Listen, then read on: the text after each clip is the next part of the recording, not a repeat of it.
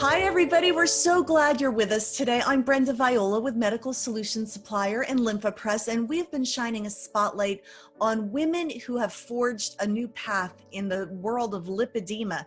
This is a painful fat disorder that affects about 11% of the population, largely goes undiagnosed, and yet these women are brave and resilient, and they look for answers and they inspire others. And one of the women that inspires others that I just had to talk to is known as Curvy Girl Beth. Did I say that right, Beth? Absolutely. Yeah. Curvy Girl Beth. Her actual name is Beth Rylaarsdam, and it is so nice to have you here from the West Coast. I'm on the East Coast, but we're going to have a great conversation. Absolutely. I'm looking forward to it. So Beth, you are used to being the interviewer. Tell us how that all came about.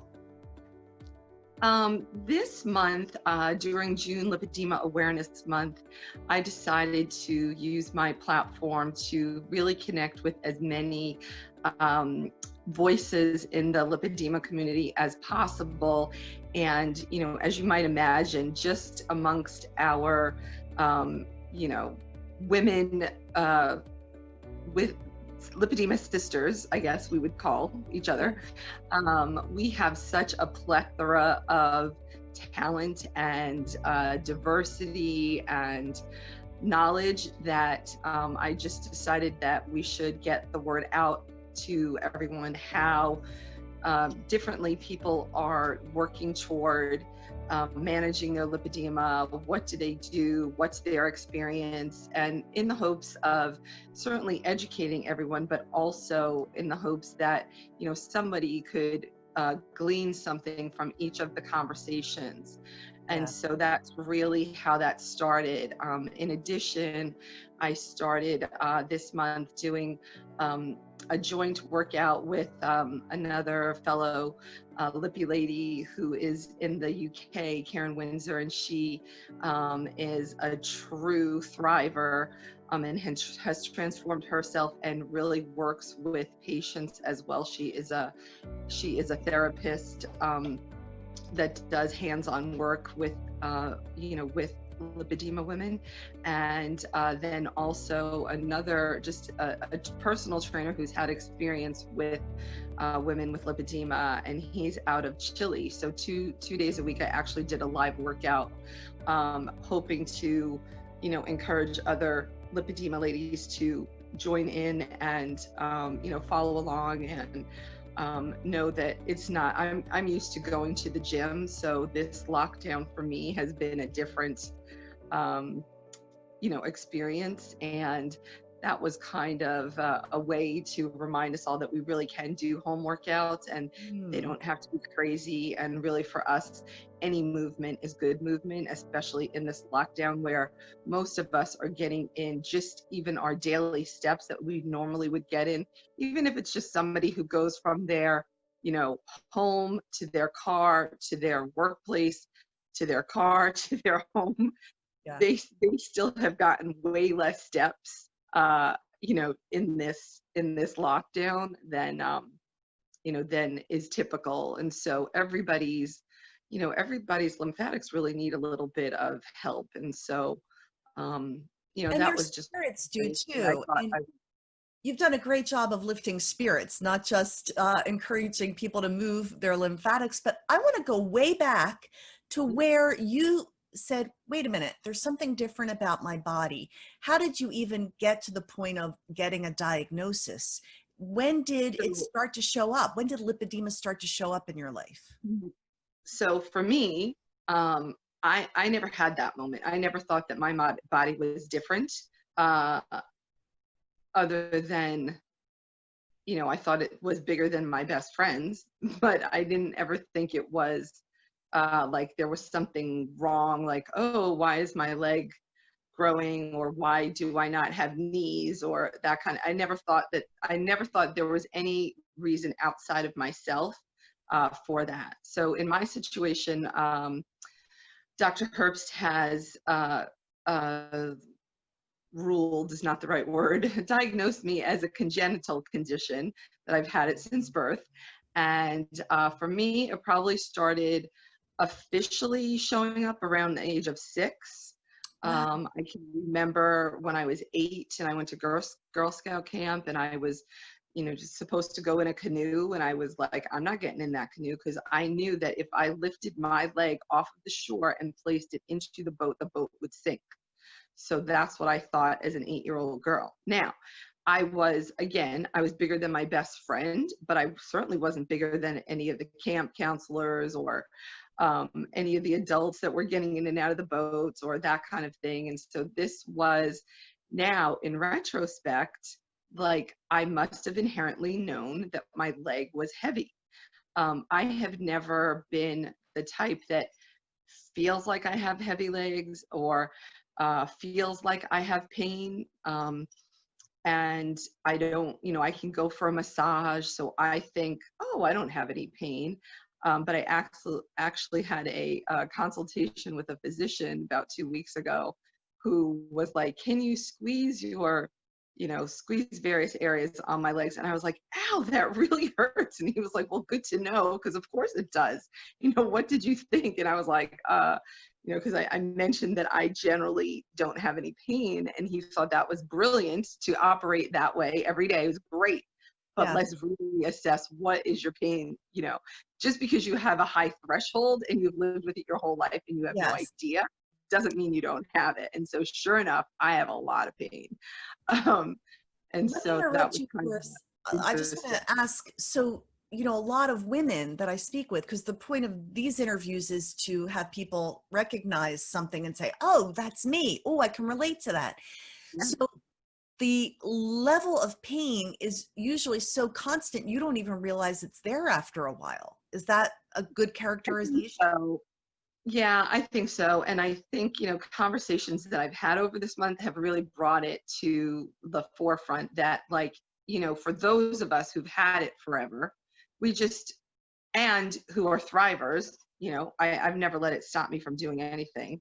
Um, uh, so, we just don't know.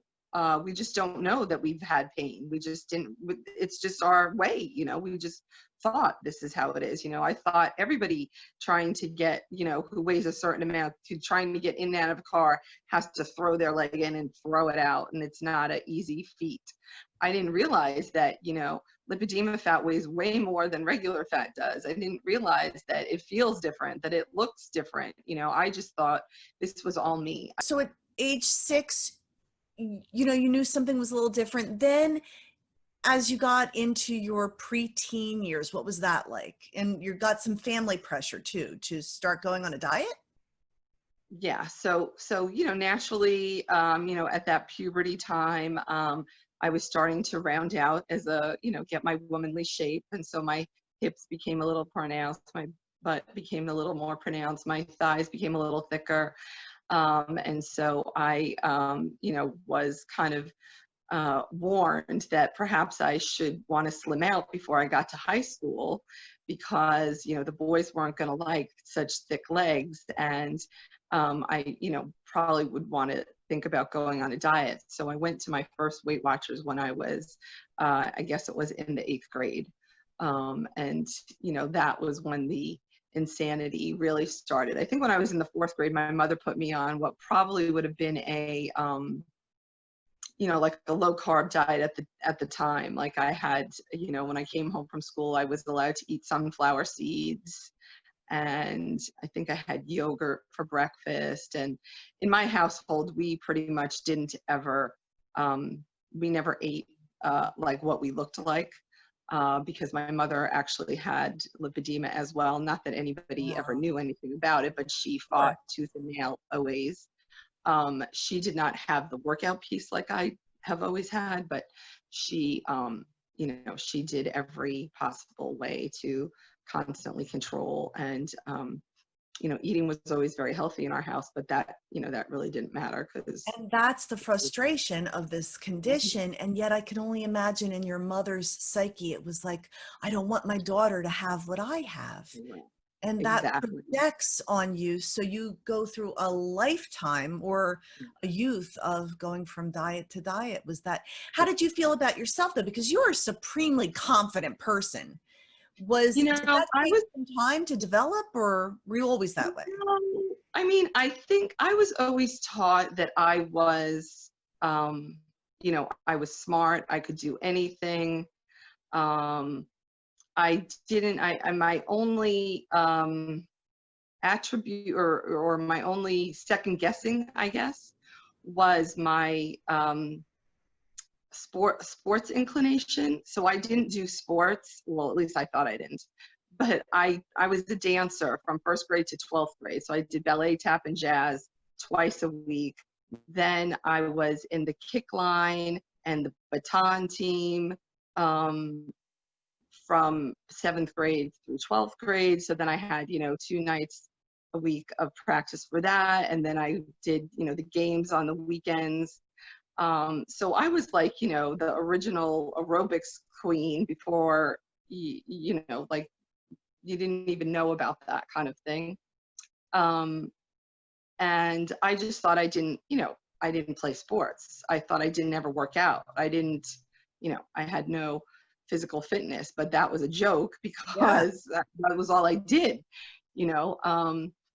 And so for me, then when I went to college, I all of a sudden was out from the small portions and proper eating of my mother, and I went through the meal plans at school, and I always picked whatever had the most the most rice, the most bread, the most whatever it was, and gained weight then, and really finally had to buy clothes in a plus size shop. And so that was the beginning. But in addition to adding in the carbs, I also took away all the exercise. So I was then going to class, sitting around, that kind of thing. Yeah, I had to walk across campus, but that was incidental compared to all the other activity I had previously had. So yeah, that was the beginning. And truthfully, I also went on birth control then because I was diagnosed right in my first year with polycystic ovarian syndrome, and so they gave me birth control pills to control that right away. And I imagine that influx of those hormones, now knowing what I know about lipedema, certainly contributed to that weight gain as well. I'm thinking about that because I mean, I gained, they call it the freshman 10. I gained the freshman 20. It was, pizza and beer all the time. But with lipedema, it's not about what you eat, and it's not really about the exercise, because you can do that until you're blue in the face. It Yeah, is I mean, I conditioned. do, sorry to interrupt you. I do think though that it really, I think that when you are uh, including exercise and eating clean, you can really manage it. I think that it goes like wildfire when you don't. Very good point. And we want to talk about how you've learned to manage it. So then the combination of going to college and then introduction of birth control pills, that exacerbates the situation. How much longer did it take for you to actually get a diagnosis from Dr. Herbst? Forever. I've only been diagnosed since October of 2017. And I actually was diagnosed by Dr. Eicher here in Santa Monica. Okay. And yeah, I walked in when she walked in the door and she saw me, she's like, who referred you? And I said, oh, I referred myself. And she said, what are you here for? And I said, to see if I have lipedema. And she's like, is there a question? And so she's like, So you are classic, my dear. You are classic lipedema. And I said, oh, okay. Well, I kind of thought maybe, seems so. And she's like, yeah, there would be no doubt. And then, proceeded to do all the, investigations, as well. But she did not, it was kind of funny. So you found Dr. Eicher yourself, like so many of the lipedema women I talk to, yeah, searching for someone that looks yeah, like me and someone that treats what I look like. correct. And I had been, so in my journey, I so I gained some weight, I gained weight during college. I didn't finish out college. I probably finished out college about 20 pounds more than I started at officially in the end. But, I had been on a little roller coaster during that time. So in the summers, I would lose what I had gained and, that kind of thing. And then after that, I had a move. I moved to California. I then again, had life situations where I gained a tremendous amount of weight. And so I actually have been much bigger than I am now. I've been about 160 pounds bigger than I am now. So I kind of Lost know the whole both sides, and person. I've also been about 60 pounds smaller than I am now. So I've been in both arenas, and I had a concussion and was getting treated in physical therapy at a new physical therapist, and she starts doing all these tests. She's touching my toes, she's touching my elbows, she's touching my arms, she's touching my knee pads, and I'm thinking, what does that have to do with concussion? Well, and I thought, oh, she's so thorough. And she's asked, oh, have you always been shaped like this? And I'm like, yes, of course. My mother's Italian. I'm shaped just like her. Oh, your mother was shaped like this? And she's keeping her game face on. And the very next day, I had a friend who was doing keto, and she was telling me how if she had to do it again, she would use this keto coach, and that is Keto Katrina. And she said, so I look up Keto Katrina and I read her story, and her story is about her journey with keto and having lipedema. And I thought, what in the world is this? Are you kidding me? I have been on every diet in the world. I have been medically supervised. No one has ever brought this up. And how is this even possible? And sure enough, the more I read, I was like, this is me. This is my life story. And that was what led me to Dr. Eicher. So that's how it worked out. I have heard of Keto Katrina. It seems like everyone I talk to, there are different threads and different things that I learn. Mm-hmm. So you get the diagnosis. I had to chuckle when you said, well, we're Italian, because, I understand Brenda Viola. Totally. Exactly. What about the evolution to not just finding how to manage the condition, but creating, how did Curvy Girl Beth get created? That's actually a funny story. So about 4 years ago, I decided to go on an awakening journey. My son just turned 13. And so he was at a point where he was old enough to kind of be a little self-sufficient. He didn't need me in his hair all the time. And I could, kind of take a little look at myself and some time for myself. And so I decided I was going to get back to doing things that I love to do and be a little bit more involved in self-care and stuff like that. And so I started working out again. I started contacting friends that I had, not seen in a long time. I had, really started looking at mindfulness and relationships and, what kind of things do I want to learn and all that kind of stuff.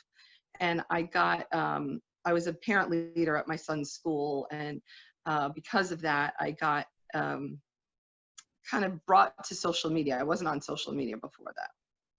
And so, okay, I'll join the living and I'll become part of social media. And so, I mean, I was like, I would get all these, I had an account, but I never did anything with it. And then I saw all these friend requests and I thought, oh, okay, I guess, and I had previously had a policy, like, you can take my picture, you can post it, you can do any of that, but don't ever tag me. I don't want to know, like, I can be, if I'm with you, I'm fine to be in the picture, but I'm not having that, So it is really quite a transformation. But I then decided, again, somebody, oh, you got to do Instagram. And I was like, oh, please, no, forget that. But okay, yeah, sure, I'll make my account, blah, look at your pictures, the whole deal. And then when I had the diagnosis, so I had October 17, I got the diagnosis. Then I went to my first fat disorders research Society convention in April of 2018. And I got involved right away. I started volunteering for registration. I was in the fashion show. I was, just helped out through the weekend, and really shocked that there were all these women who were like me. I was amazed. And because of the fashion show, so many women came to seek me out because they thought, oh, how could she, I was classic. I'm classic for, I like to buy clothes that are not full price. So I think I had one outfit that maybe cost $50 in total. And it was, I got a dress for $8 and my shoes were like 15, and my tights, I think I got at Walmart, or, something And like you that. look like a million. Yes, exactly. And I was like, relatable, very relatable, And so I thought, this is interesting, because maybe this is it. I've always had, used to do some plus modeling in the day, and I actually had just started doing some back before this, and this convention. And then I had, I just thought, what, maybe there needs to be a voice. Maybe I need to bring some awareness to this lipedema. Maybe I need to be a voice that other women wouldn't, you know. And so I thought, well, but first I have to let the people know in my world that I have this thing, because this is really embarrassing. This is like, I have not only, and I live in Los Angeles, so not too many people look like me. And I thought, well, it's not only bad enough that I'm fat, but now I have this fat disorder. And I had just really come to absolutely loving my shape, right? I had just gotten to this whole body, like, I really like the shape of my body. Would I like things to be different? Sure. After all that massive weight loss, I have saggy legs. I would like my legs to be tight and smooth. Okay, so how does that happen? I don't know. And so in any case, and I thought, it's really okay to be curvy, and it's really okay to have a butt. And so let me set out in educating the people in my little small town of Los Angeles, Studio City. Let me start letting everybody know it's really okay to have a butt. And so that was how my Instagram got started. And I thought, I started in January, and I thought, over the 6 months, I'm going to get to June for Lipedema Awareness Month, and then I'm gonna lay it out and be like, hi, I have this thing called lipedema, and blah, blah, blah. And so I did baby steps, like I would maybe have a conversation with a person, or when I went to the convention, I'd be like, oh, I'm going to a medical convention. And then they're like, you're not a doctor or a nurse. What are you going to a medical convention for? And so I would drop little tidbits along the way. And then I think just last summer, I was back in New York. I went to a casting call.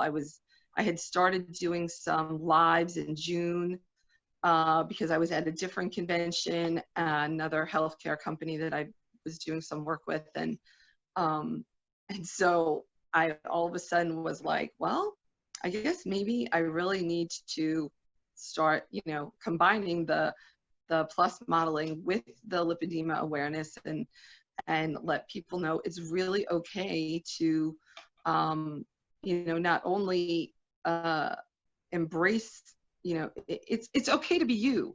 It's okay to be different. It's okay to be unique. And so really my platform for this year, for 2020, is I just wish that everybody could embrace themselves regardless of their situation. Everybody has something in their life that they don't exactly love. And if you just could embrace it and accept that that is where you're at, doesn't mean you have to always be there, just you're there, and that you're unique. If we would all tap into our uniqueness and celebrate that, we would live in a different world. We really would. And if everybody wasn't always trying to fit into whatever box we're being sold, we just would have a whole different mindset. And it would be amazing, I think. Women So like that's you, really, yeah, you're changing the face of what beauty is, and in changing the perception. I think society is at a pivotal point as well. And the more women that embrace their curves and whatever their perceived flaws are, and own it, and are proud of it, it gives other people the courage to do the same. So you are not just someone who sits back and has a condition, you manage it actively. So now, we don't give medical advice in these interviews, but what do you do to manage your condition that could maybe inspire someone else out there? Yeah, so I have a few key pieces that do help to manage my condition. And for me, managing means I'm trying to keep my strength, I'm trying to keep my mobility, and I'm trying to improve those as much as I can.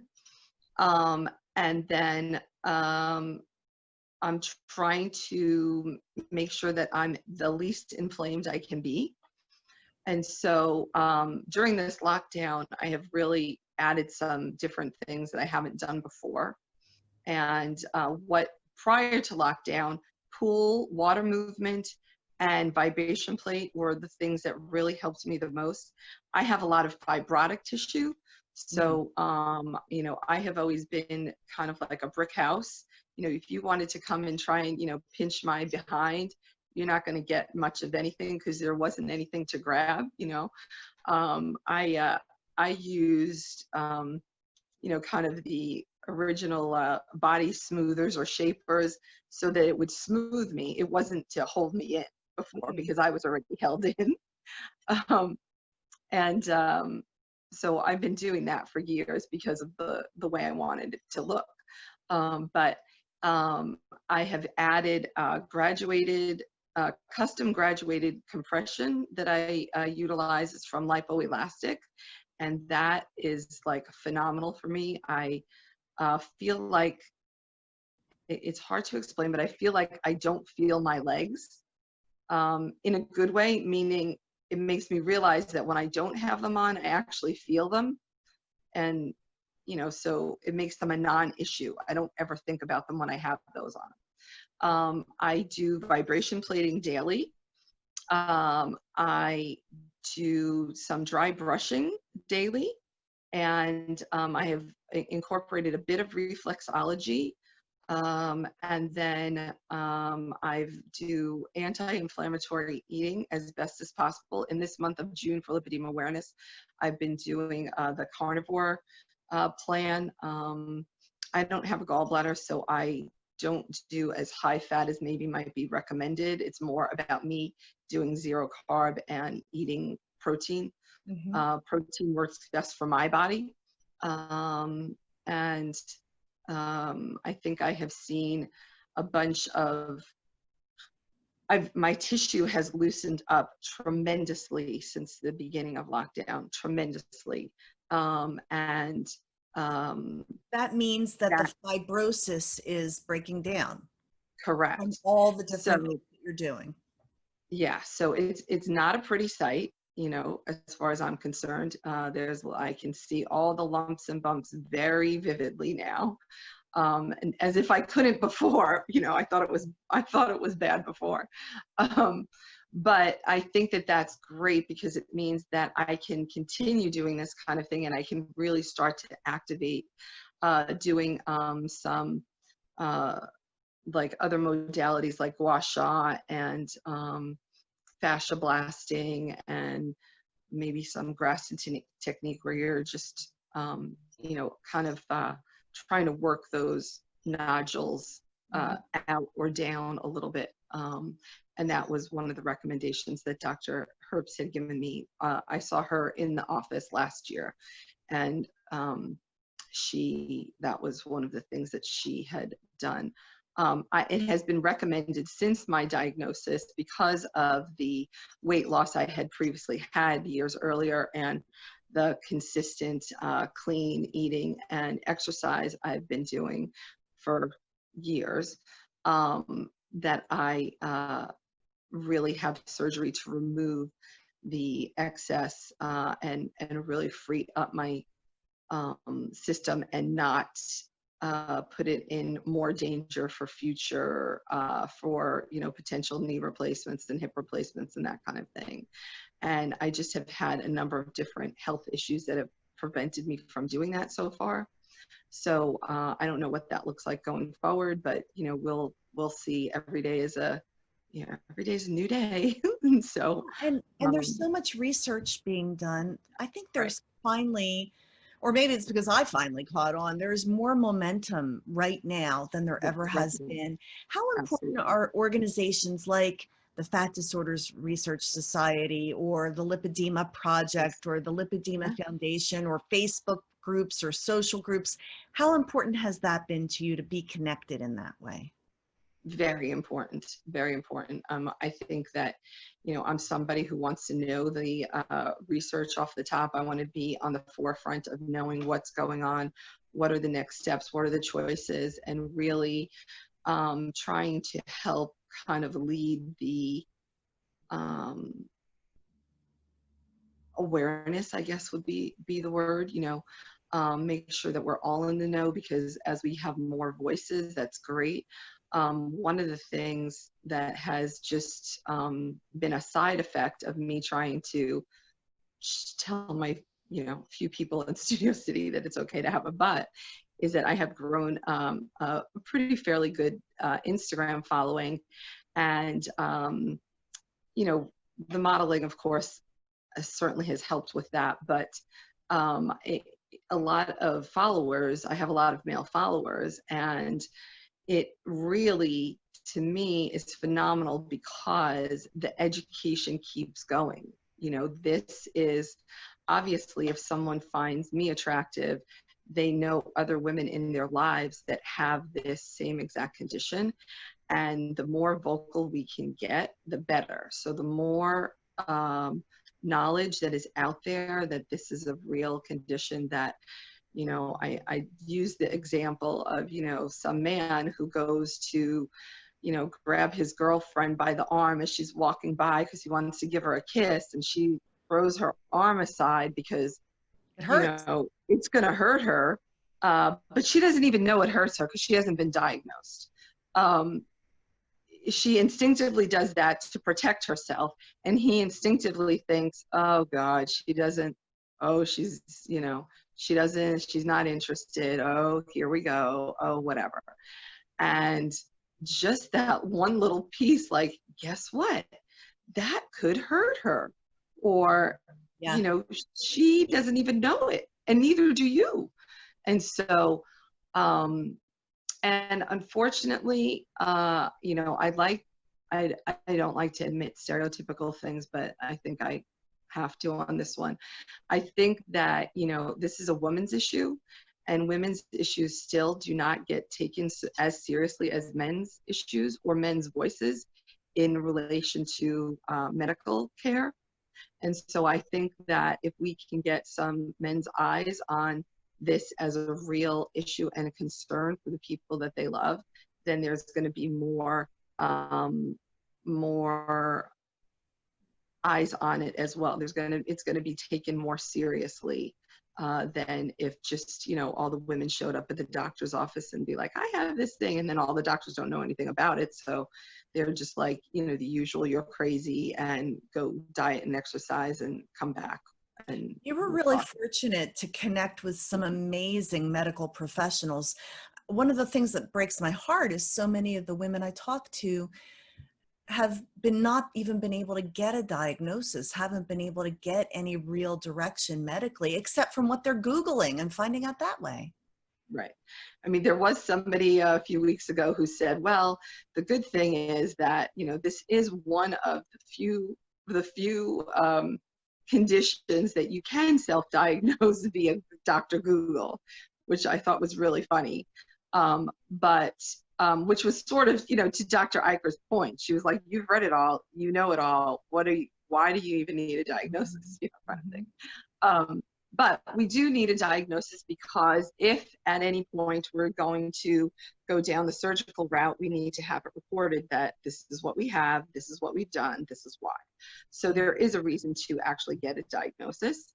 Anybody who is, in the middle of America where there isn't anybody and they don't have the means to travel to go to someone, get in those groups, follow the advice, read the papers, read the recommendations and get all the books, and you can start, you can make a change.